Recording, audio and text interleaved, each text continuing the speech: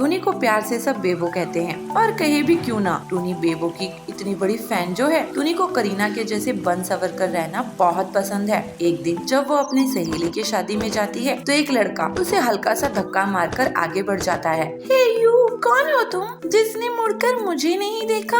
ये पटाखा कौन है? ये पटाखा टूनी है और प्यार से सब मुझे बेबो कहते हैं। और तुम? मेरा नाम सोनू है और मैं दूल्हे का दोस्त हूँ। दोनों में बातचीत शुरू हो जाती है और वो बातचीत दोस्ती में बदल जाती है और कुछ दिनों बाद प्यार में, और फिर दोनों एक दिन शादी कर लेते हैं। लेकिन टूनी की सास बहुत ही सख्त थी और वो टूनी को जरा भी पसंद नहीं करती थी। वो अपने बेटे के लिए एक संस्कारी बहू लाना चाहती थी, लेकिन उसके बेटे ने तो लव मैरिज कर ली और ऊपर से टूनी घर का कोई काम नहीं करती थी। वो तो बस पूरे दिन अपनी फेवरेट एक्ट्रेस बेबो यानी करीना की नकल करती रहती थी और उसके ही डायलॉग बोला करती थी और उसके जैसे बन सवर कर रहा करती थी। अरे बहू, जा चाय और कुछ पकौड़ियाँ बना ला, देख घर में मेहमान आए हैं। आप ही बना लीजिए ना माँ जी, पकौड़ी और चाय। देखिए ना मैं कितनी बिजी हूँ। किस काम में बिजी है तू? मैं अभी अपने नेल्स को पेंट कर रही हूँ और नेल्स पेंट करना इतना आसान नहीं है। मुझे ना करीना के जैसे नेल्स चाहिए। अरे ये काम तो बाद में भी हो सकते हैं। नहीं माँ जी, ये काम तो अभी ही होंगे। लूसी को अब बहुत गुस्सा आ जाता है और शाम को जब सोनू ऑफिस से वापस आता है तो लूसी उसे पूरी बात बताती है। अरे बेटे, तुम मेरे लिए कैसी बहू लाया है? ये तो पूरे दिन बस अपने आप को बन सवर कर संवारने में ही लगी रहती है और मुझे ऐसी बहू थोड़ी ना चाहिए थी। मुझे तो एक सीधी सादी सी बहू चाहिए थी जो हमें 2 टाइम का खाना दे सके बस। और तू कैसी बहू लाया है, ये करीना जैसी हीरोइन बहू? हमें ऐसी बहू नहीं चाहिए थी। ये तो पूरे दिन अपने आप को बस बन संवारने में ही लगी रहती है। माँ, मैं टूनी से बात करूँगा, तुम चिंता मत करो, मैं उसे समझाऊंगा। सोनू टूनी से बात करता है और उसे समझाता है। टूनी, तुम्हें ऐसा नहीं करना चाहिए। देखो, मैं अपने माँ बाप की इकलौती संतान हूँ, मेरे अलावा उनका कोई नहीं है। अगर तुम और मैं उनकी सेवा नहीं करेंगे तो कौन करेगा? ठीक है जी, मुझे माफ कर दीजिए, मुझे ऐसा नहीं करना चाहिए था। मैं भी करीना जैसी हीरोइन बनने के चक्कर में सब कुछ भूल गई। टूनी अब समझ जाती है और वो अपने सर से करीना का भूत उतार देती है। हम सभी को पता है कि गणेश जी को मोदक और मिठाई कितनी पसंद है। शायद इसलिए भी वो किसी भी निमंत्रण को स्वीकार कर लेते हैं और पेट के साथ मन भरकर मिठाई खाते हैं। एक बार की बात है, धनपति कुबेर ने भगवान शिव और माता पार्वती को भोज पर बुलाया, लेकिन भगवान शिव ने कहा, नहीं कुबेर, मैं तो नहीं आ सकता क्योंकि मैं कैलाश पर्वत छोड़कर कहीं नहीं जाता हूँ। आप देवी पार्वती से पूछ लीजिए। नहीं कुबेर जी, मैं भी कहीं नहीं जा सकती। जब मेरे स्वामी ही नहीं जा रहे तो मैं कैसे जा सकती हूँ? मैं अपने स्वामी को छोड़कर कहीं नहीं जा सकती। हाँ, हमारी जगह आप गणेश को ले जा सकते हैं। वैसे भी उन्हें मिठाई और भोज बहुत पसंद आते हैं। तब कुबेर जी गणेश जी को अपने साथ भोज पर ले गए। वहाँ उन्होंने मन भरकर मिठाई और मोदक खाए। वापस आते समय कुबेर ने उन्हें मिठाई का थाल देकर विदा किया। ये लीजिए गणेश जी, आपके लिए कुछ मिठाई, आपका जब मन करे आप खा लीजिएगा।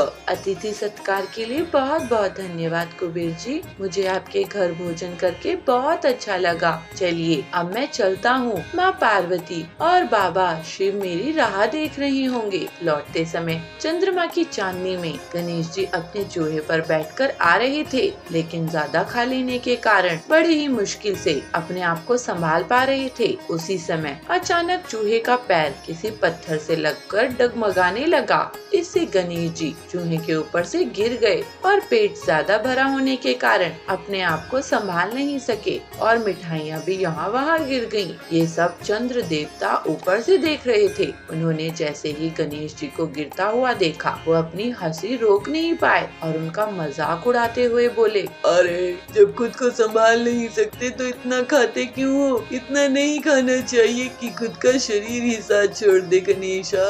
चंद्रमा की बात सुनकर गणेश जी को गुस्सा आ गया। उन्होंने सोचा कि घमंड में चूर होकर चंद्रमा मुझे उठाने के लिए किसी प्रकार की सहायता नहीं कर रहा है और ऊपर से मेरा मजाक उड़ा रहा है, इसलिए गणेश जी ने चंद्रमा को श्राप दे दिया। चंद्र देवता, मैं आपको श्राप देता हूँ कि जो भी गणेश चतुर्थी के दिन तुमको देखेगा वो लोगों के सामने चोर कहलाएगा। श्राप की बात सुनकर चंद्रमा घबरा गए और सोचने लगे कि फिर तो मुझे कोई भी नहीं देखेगा। उन्होंने शीघ्र ही गणेश जी से माफी मांगी। हे गणेश जी, मुझे इतना बड़ा श्राप मत दीजिए, मुझे क्षमा कर दीजिए। मैं आगे से कभी भी किसी का मजाक नहीं बनाऊंगा। कुछ देर बाद जब गणेश जी का गुस्सा शांत हुआ तब उन्होंने कहा, चंद्र देवता, मैं अपना श्राप तो वापस नहीं ले सकता, लेकिन तुमको एक वरदान देता हूँ कि अगर वही व्यक्ति अगली गणेश चतुर्थी को तुम्हें देखेगा तो उसके ऊपर से चोर होने का श्राप उतर जाएगा। ये सुनकर चंद्रमा की जान में जान आई। इसके अलावा एक और कहानी सुनने में आती है कि गणेश जी ने चंद्रमा को उनका मजाक उड़ाने पर श्राप दिया था कि वे आज के बाद किसी को दिखाई नहीं देंगे। चंद्रमा की माफी मांगने पर उन्होंने कहा, मैं अपना श्राप तो वापस नहीं ले सकता, लेकिन एक वरदान देता हूँ कि तुम महीने में एक दिन किसी को भी दिखाई नहीं दोगे और माह में एक दिन पूर्ण रूप से आसमान पर दिखाई दोगे। बस तभी से चंद्रमा पूर्णिमा के दिन पूरे दिखाई देते हैं और अमावस के दिन नजर नहीं आते।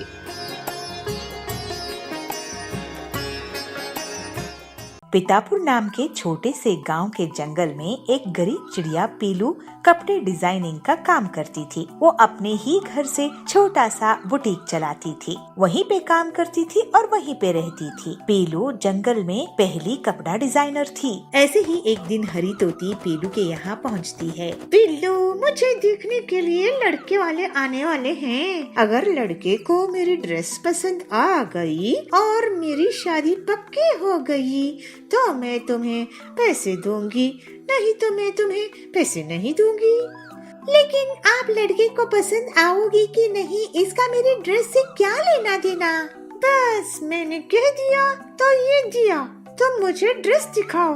पीलू फिर दुखी मन से उसको ड्रेस दिखाती है और एक ड्रेस लेकर हरी तोती वहाँ से चली जाती है। ऐसे कैसे चलेगा, कोई मुझे पैसे ही नहीं देता है।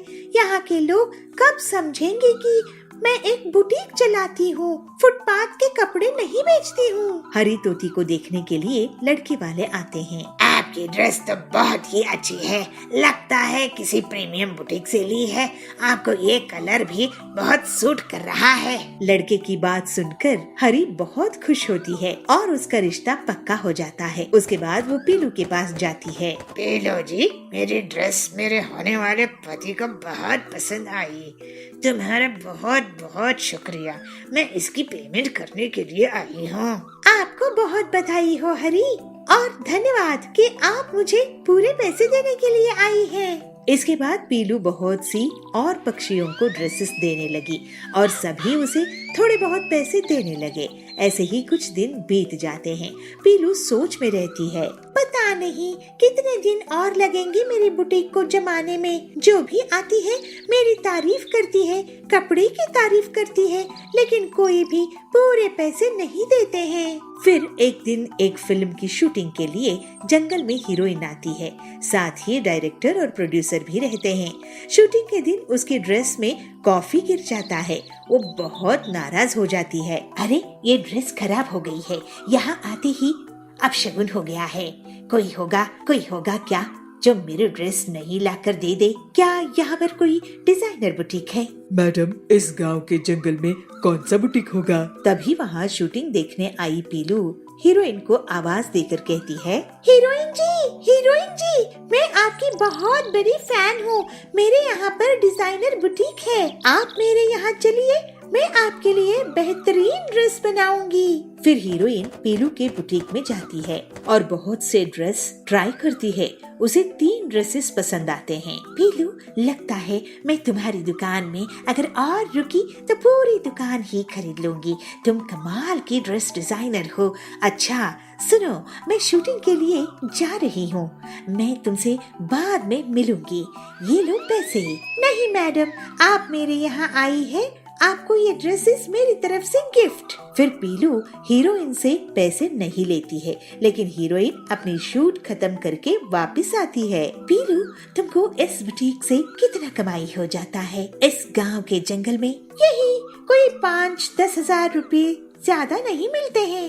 अरे तुम जैसे टैलेंटेड ड्रेस डिजाइनर को इतनी कम इनकम, तुम मेरे साथ चलो, मैं तुम्हें महीने का 2 लाख रुपए दिलवा दूंगी। दूसरी हीरोइंस और अमीर बिजनेस कराने की लेडीज के लिए तुम ड्रेसेस डिजाइन करना, तुम बहुत जल्द ही करोड़पति बन जाओगी। पीलू ये सुनकर बहुत खुश होती है और अपने टैलेंट और मेहनत से वो बहुत जल्द ही बहुत तरक्की करती है और अब उसके पास बहुत सारी हीरोइंस का और अमीर घरानों की औरतों का ऑर्डर रहता है। पीलू बहुत अमीर हो जाती है, लेकिन उसे अपने गरीबी के दिन याद रहते हैं। वो हर हफ्ते गरीबों को मुफ्त में कपड़े दान दे देती थी। इस तरह से पीलू हंसी खुशी रहने लगती है।